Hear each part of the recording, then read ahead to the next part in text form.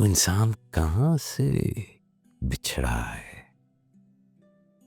کس سے جدا ہوا ہے، جو ایک ایسی اداسی ہے جو اس کے جسم و جاں میں سرایت کر گئی ہے۔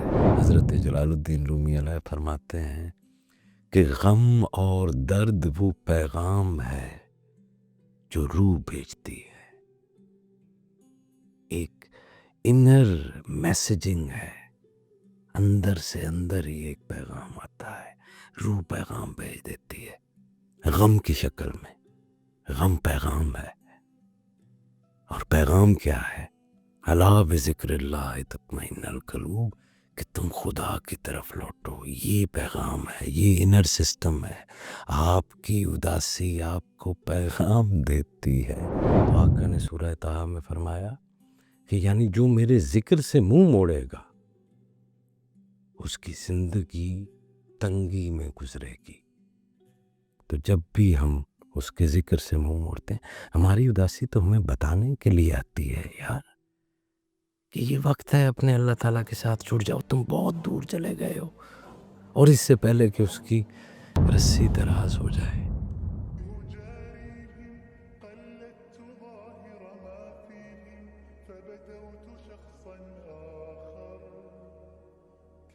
صاحبوں، کبھی سوچا ہے کہ یہ اداسی جو دلوں کو جکڑ لیتی ہے، اس کی اصل وجہ کیا ہے؟ کیوں انسان کبھی خوشیوں کے درمیان بھی ایک خلا سا محسوس کرتا ہے؟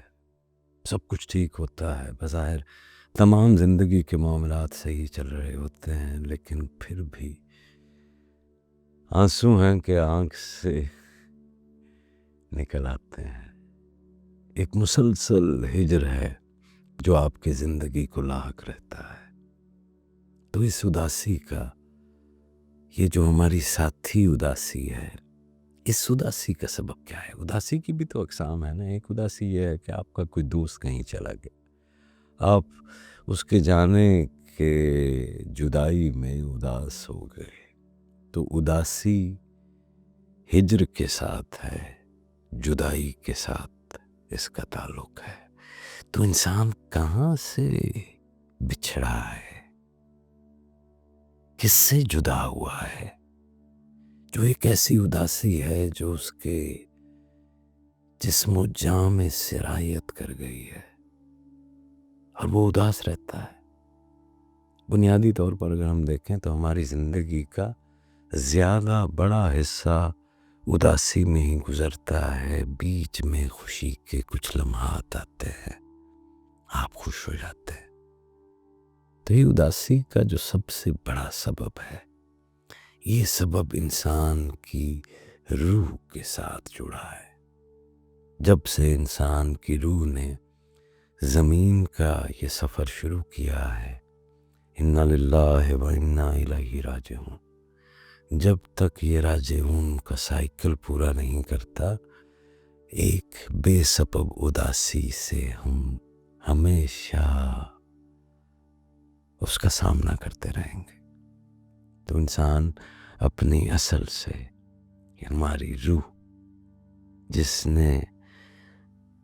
جس کا وہ امر ہے، اپنے رب سے دور ہو گئی، جدا ہو گئی، تو وہ پھر اداسی میں آ گئی، اور پھر اس جس سے جدا ہوئی اس نے تعلیم دے دی الا بذکر اللہ تطمئن القلوب، کہ یہ اداسی اللہ کی یاد سے ہی دور ہوگی۔ دلوں کو اطمینان جو حاصل ہوگا وہ اللہ کے ذکر سے ہوگا۔ تو جب انسان دنیا کے فریب میں مبتلا ہو جاتا ہے تو اس کا دل حقیقی سکون سے خالی ہو جاتا ہے۔ جب آپ اپنی زندگی کے مرکز سے، جب آپ اپنی اس جوہر حیات سے، اس روح سے دور ہوتے ہیں، اس کے ساتھ آپ کا رابطہ کم ہو جاتا ہے، آپ خارج کی دنیا میں باہر اتنے زیادہ مصروف ہو جاتے ہیں کہ آپ کو وقت ہی نہیں مل پاتا اپنی اس حسین روح کے ساتھ کچھ وقت گزارنے کا۔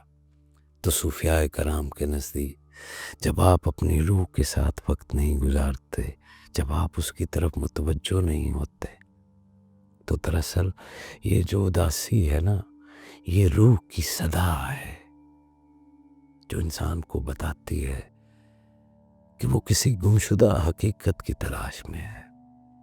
حضرت جلال الدین رومی علیہ فرماتے ہیں کہ غم اور درد وہ پیغام ہے جو روح بھیجتی ہے،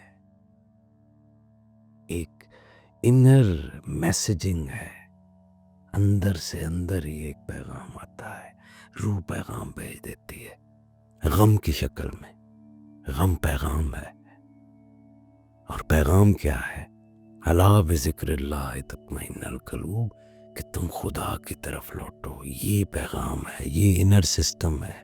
آپ کی اداسی آپ کو پیغام دیتی ہے، آپ اس پیغام کو سنتے نہیں، اس پر عمل نہیں کرتے اور مزید اداس ہو جاتے ہیں۔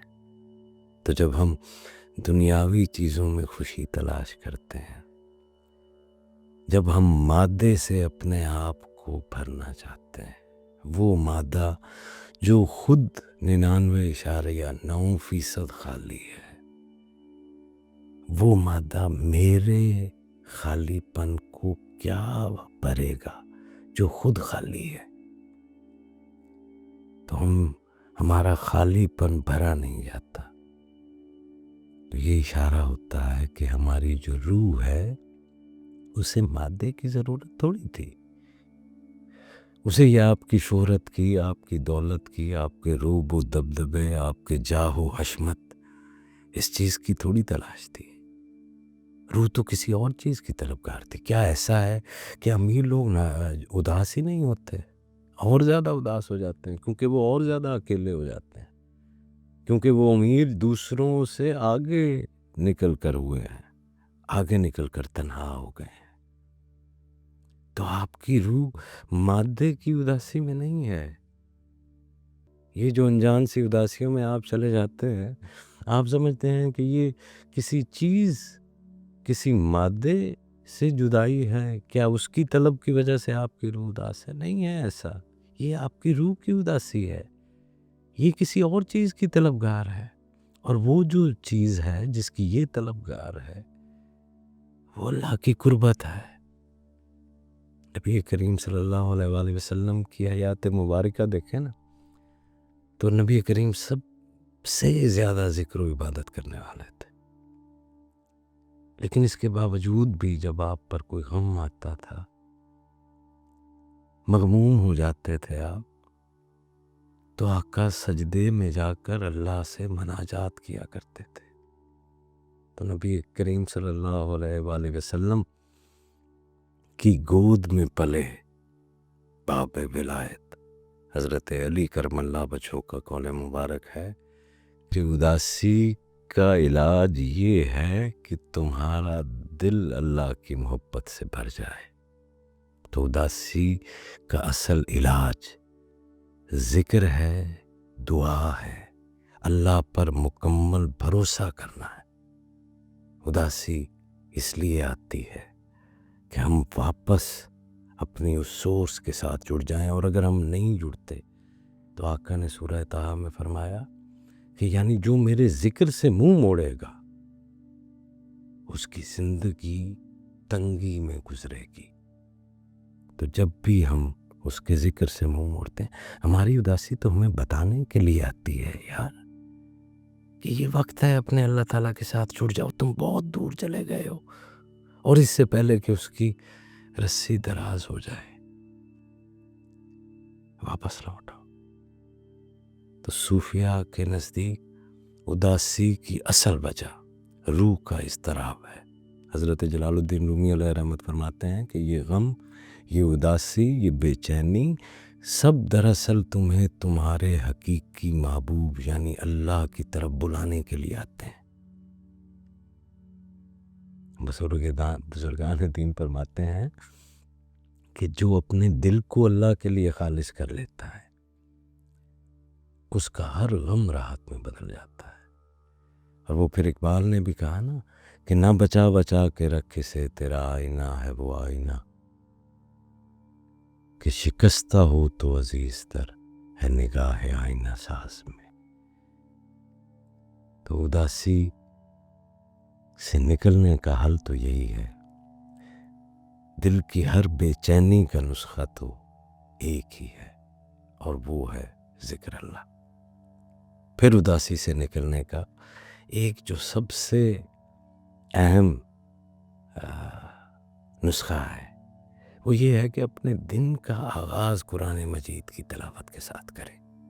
آپ اداس نہیں ہوں گے، آپ کو یقیناً یاد ہوگا، آپ کے حافظے میں ہوگا، جب آپ بڑے ہو رہے ہوں گے تو آپ کی والدہ یا آپ کی دادی یا آپ کی نانی، ان سے متعلق جتنی بھی آپ کی یادداشتیں ہیں اس میں آپ نے انہیں دیکھا ہوگا کہ وہ قرآن کریم پڑھ رہی ہوتی تھی، آپ کے دادا، آپ کے نانا۔ تو تلاوت کلام مجید کو اپنا ساتھی بنائیں، یہ روٹین کے اندر ہونا چاہیے۔ آپ کے دن کا آغاز قرآن کریم میں شفا ہے، یہ کتاب شفا ہے، یہ آپ کو ہر غم سے اور پریشانی سے جو ہے وہ نکالے گی۔ اور اس کے باوجود بھی کیونکہ ہم کمزور ہیں، اور اگر کوئی غم آ جائے اور ہم اداس ہو جائیں تو پھر اس کا حل یہ ہے کہ ہم سجدہ میں سر جھکائیں، اللہ کی بارگاہ میں مناجات میں جائیں،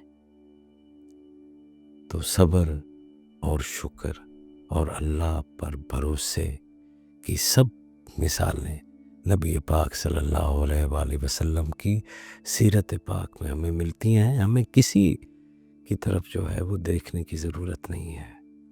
ہاں، یہ ضرور ہے کہ آپ اچھی اور نیک صحبت اختیار کریں، ایسی مجالس میں جانے سے دور رہے جو آپ کے دل کو اور اداسی کی طرف لے کر جاتی ہوں۔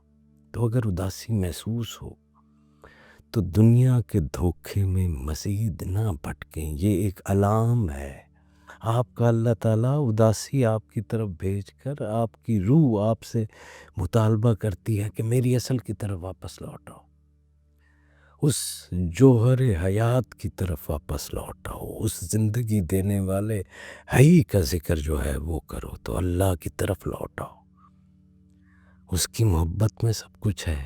یہی اصل علاج ہے، اور اداسی کا کوئی علاج نہیں ہے، یہی علاج ہے ذکر اللہ، جو ہمیں دنیا اور آخرت میں خوشی و سکون عطا کرے گا۔ یہ آپ کی علمی بحثیں، یہ آپ کے مناظرے، یہ آپ کی سیاسی اور معاشی مباحث، یہ آپ کو کہیں بھی نہیں سکون دے سکتی، یہ آپ کو مزید بے سکون نہ کریں گی، اضطراب میں لے جائیں گی۔ تو صرف اللہ کی یاد ہے،